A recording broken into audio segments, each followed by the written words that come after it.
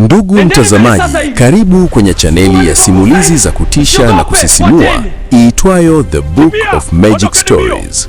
Kama ndio mara yako ya kwanza kukutana na chaneli hii, tafadhali gusa alama ya kengele ili kusubscribe na uwe wa kwanza kupata notification pale ambapo ninapokuwa nimeweka simulizi mpya. Karibu sana kwenye chaneli hii, na mimi ni Ayubu Obedi. Sasa tuanze simulizi yetu. Naila alipatikana katikati ya jangwa lisilo na huruma, mchana ukiwa umekolea joto kali kana kwamba jua lilikuwa limeamua kushuka karibu na ardhi. Mwili wake ulikuwa umelala kifudifudi juu ya mchanga mwekundu, midomo imekauka, pumzi zikikatika kwa tabu, na macho yake yakiwa yamefungwa kwa muda mrefu kiasi cha kuonekana kama usingizi wa milele. Alikuwa amenusurika kifo kwa mstari mwembamba sana, mstari ambao hata yeye mwenyewe asingejua aliuvuka lini. Wasafiri waliokuwa wakipita njia hiyo walikuwa ni kundi dogo la wafanyabiashara waliotumia farasi na ngamia kusafiri kati ya miji miwili ya mbali. Walikuwa wamezoea kuona maajabu mengi jangwani: mizimu ya macho, mifupa ya waliopotea na mabaki ya safari zilizokatizwa na hatima. Lakini siku hiyo macho ya mmoja wao yaligandia kitu kisicho cha kawaida: mwili wa mwanadamu bado una pumzi. "Simameni!" alisikika akipaza sauti, farasi wake akisimama ghafla na kuinua vumbi. Wengine waligeuka wakafuata alama ya mkono wake uliokuwa umeelekezwa mbele. Walimuona Naila, na kimya kizito kikatawala kwa sekunde kadhaa, kana kwamba hata upepo ulikuwa umesimama kusikiliza. Walishuka haraka, wakamzunguka kwa tahadhari.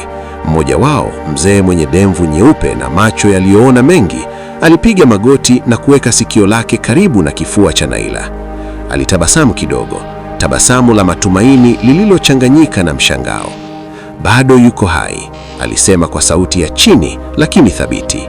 Haraka walimnywesha matone ya maji, wakamlaza juu ya blanketi la ngozi, kisha wakambeba juu ya farasi mmoja aliyekuwa mtulivu zaidi. Safari yao ikabadilika mwelekeo.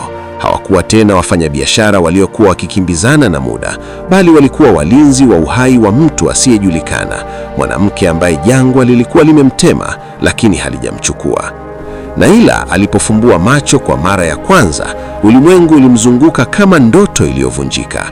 Aliona anga la bluu likitingishwa na miendo ya farasi, na akasikia sauti za watu waliokuwa wakizungumza lugha aliyoifahamu, lakini kwa mbali, kana kwamba walikuwa ndani ya maji. Kichwa chake kilikuwa kizito, kumbukumbu zake zikiwa vipande vipande: damu, giza, sauti za chima, na jina moja likirudia ndani ya akili yake kama mwangwi: Zamrud al-Aswad. Walipofika katika kijiji kidogo kilichojificha pembezoni mwa jangwa, Naila aliwekwa ndani ya kibanda cha matope na majani. Mwanamke mmoja mwenye mikono yenye joto la mama alimwangalia kwa huruma, akamsafisha vidonda, akamfunika na nguo safi.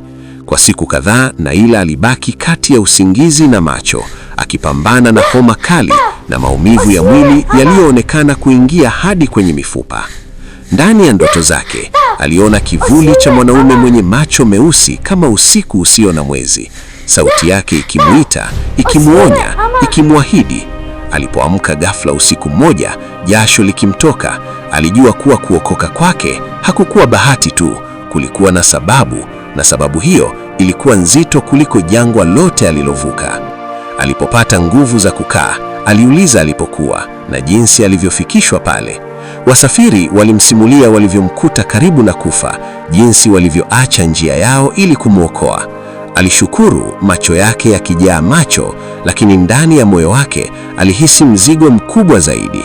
Sasa alikuwa hai, na uhai huo ulimlazimisha kukabiliana na ukweli aliyokuwa akiukimbia. Siku zilivyopita, Naila alianza kurejesha kumbukumbu zake polepole. Alikumbuka usaliti, alikumbuka safari ya usiku, alikumbuka kukimbia bila kuangalia nyuma. Alikumbuka pia kile alichokibeba moyoni mwake, siri ambayo watu wengi wangeua kilikuipata, siri ambayo ilihusiana moja kwa moja na jina lililokuwa likimtesa: Zamrud al-Aswad. Habari za mwanamke aliyenusurika jangwa zilianza kusambaa polepole kama moto chini ya jivu. Watu walimwangalia kwa macho ya udadisi, wengine kwa hofu isiyoelezeka. Naila alihisi wazi kuwa kijiji hicho hakikuwa salama kwa muda mrefu. Kivuli cha zamani zake kilikuwa kinamfuata na kilikuwa karibu zaidi kuliko alivyodhani. Usiku mmoja, alipokuwa amekaa nje akiangalia nyota, alifanya uamuzi ambao ungegeuza tena hatima yake. Hangekaa pale, alipaswa kuendelea na safari, kutafuta majibu na kukutana uso kwa uso na kile kilichomfanya karibu kufa jangwani. Alipaswa kukabiliana na Zamrud al-Aswad, iwe ni kama adui, mshirika au ukweli aliojaribu kuuzika. Alipoinuka akivuta pumzi ndefu ya hewa ya jangwa, Naila alitambua jambo moja kwa hakika: kuokoka kwake hakukuwa mwisho wa simulizi, bali ndio mwanzo wa sehemu hatarishi zaidi ya maisha yake.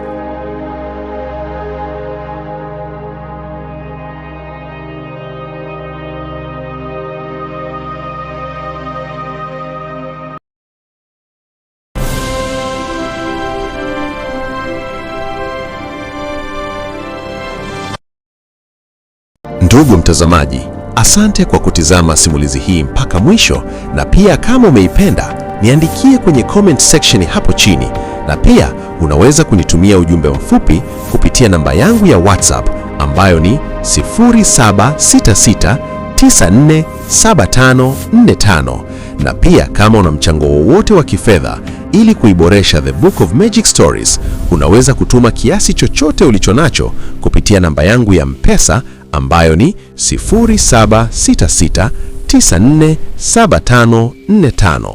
Jina langu naitwa Ayubu Obedi. Tukutane katika simulizi zifuatazo. Asante na kwa heri mpaka wakati mwingine tena.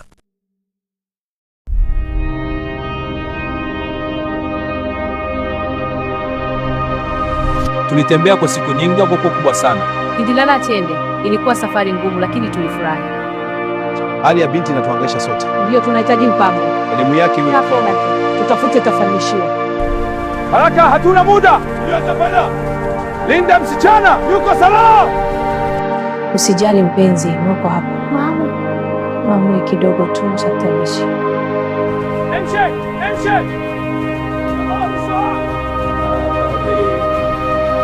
Wananchi wangu wapendwa, nimefurahi kuwa kwa ndani hapa leo. Tutashirikisha kwa upendo kwa maendeleo ya nchi yetu.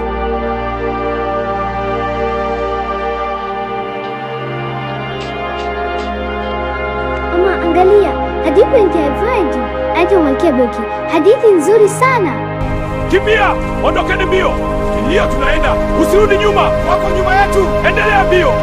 Nendeni mbele sasa hivi. Sukuma niko kwa zaidi. Usiogope, fuateni.